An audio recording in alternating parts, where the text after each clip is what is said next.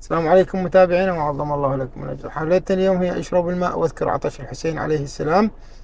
فراح نجيب الماء ونوزعه على المواكب لا على التعيين، لأنه الإمام الحسين مات عطشانه، وأكثر شيء بيه ثواب بهذا الشهر هو توزيع الماء على المعزين. وأثوب شيء أنه تشرب الماء وتذكر عطش الحسين وتنعل قاتلي الحسين وقاطعين الماء عن الحسين وعن عيال الحسين عليه السلام. خلكم وياي ينقاس